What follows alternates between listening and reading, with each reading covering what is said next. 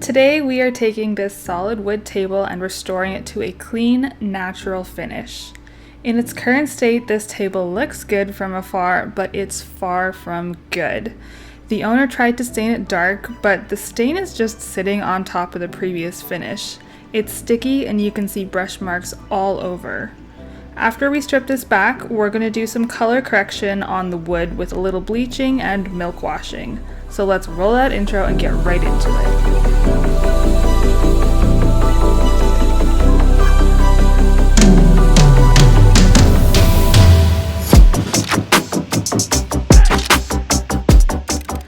We are going to start, as always, with some cleaning with TSP Alternative. And I got a great tip on one of my other videos about always cleaning before you sand. And the reason for this is that you don't want to push any dirt into the grains of the wood. After that, I'm going to get right into sanding, which is the majority of the work on this flip. I grabbed an 80 grit pad on my orbital sander and went to town on every flat surface I could find.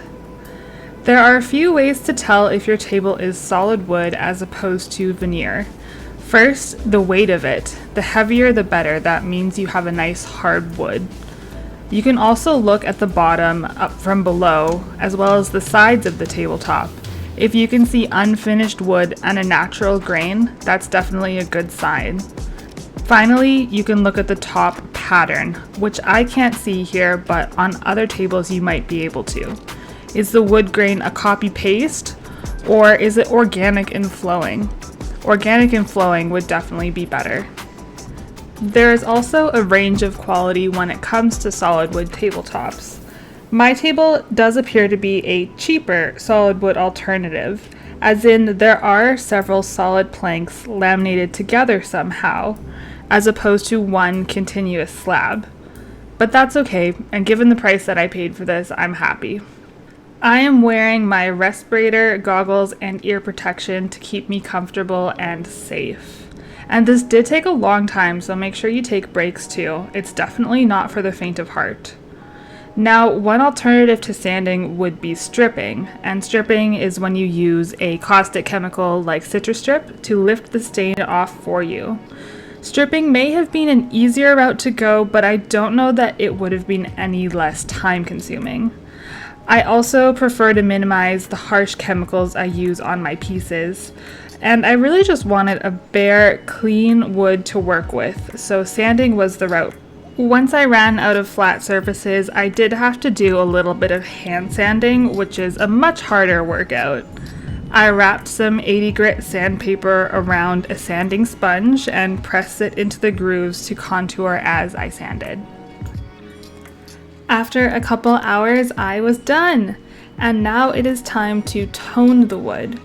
I'm pretty sure this wood is pine based on how soft it is, and pine is a lovely light wood, but it can also run a little orange, like most woods. So I wanted to try my hand at bleaching wood, which is as simple as it sounds. I mixed regular household bleach 50-50 with water, and brushed it onto every surface, then left the wood to dry in the sun. You can see in the before and after here that it is lightening the wood and also bleaching out any orange tones. I did 2 layers of bleach on each surface and left at least an hour after each for the sun to do its job. And once this was done, the wood was definitely less orange. But it was still a little patchy and dull. Also, the tabletop was a bit of a different color as the base. I decided the solution was to do a very light wash with a wood tone milk paint. I am mixing Sea Smoke and Magnolia Pier milk paint by Shacto Interiors. I got this recipe from Katie Scott, and I'll link her video down below.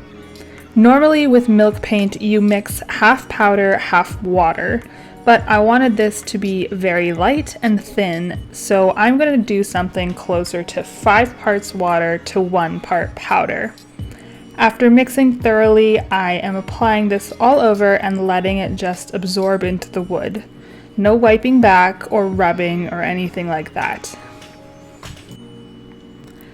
At this ratio, plus the fact that I am applying on bare wood, there's no need to be concerned about chipping or anything like that when the paint dries.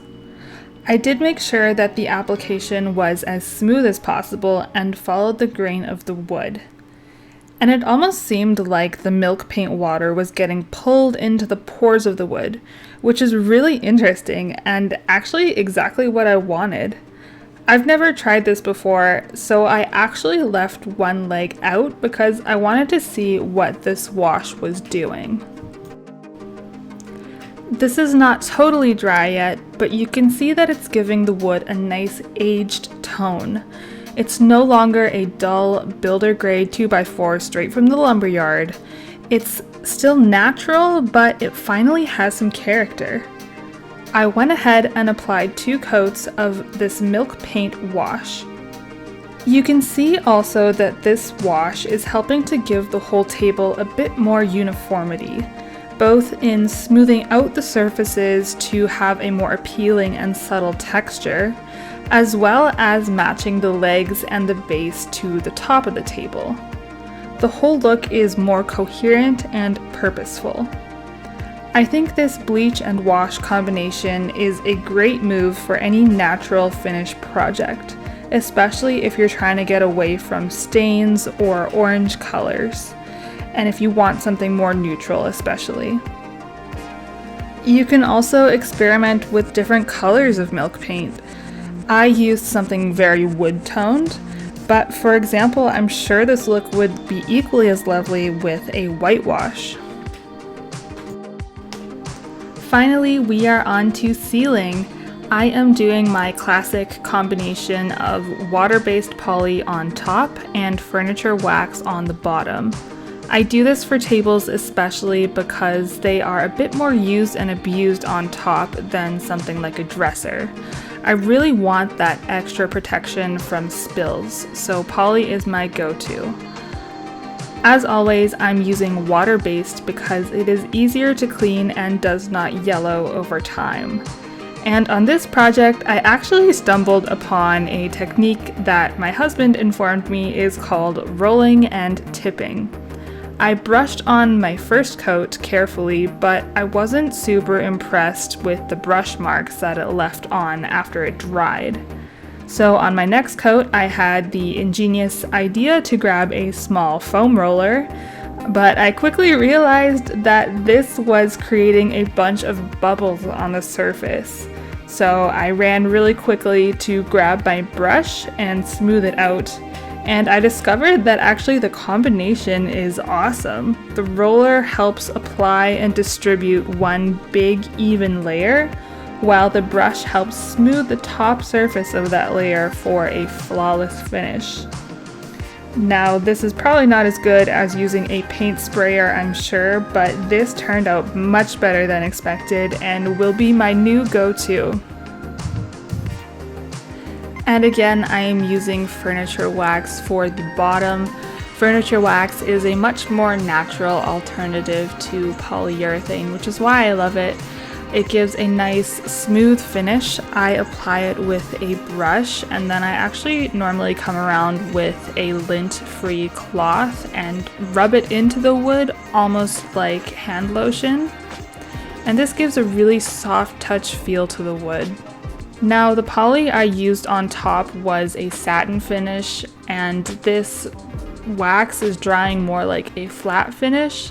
This didn't bother me. I actually really liked the very subtle shine to the top, but if you didn't blend in the wax as much, it might give a shinier finish to match the top.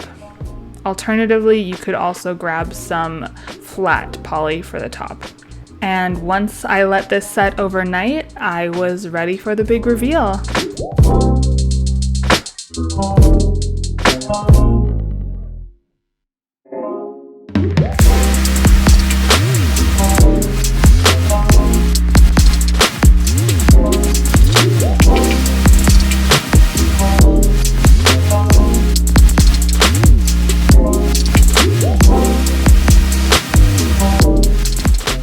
Beautiful! This is such a versatile piece. Wood is truly a beautiful material, and I love when I can make it the star of the show. Toning down those yellow-orange tones with the bleach and adding some overall character and color back with the milk paint wash gave this table a neutral tone that can fit so many design styles. Would you have done anything differently? Leave me a comment down below. I am always open to improving and learning new things. Thanks for sticking around, and I'll see you next time.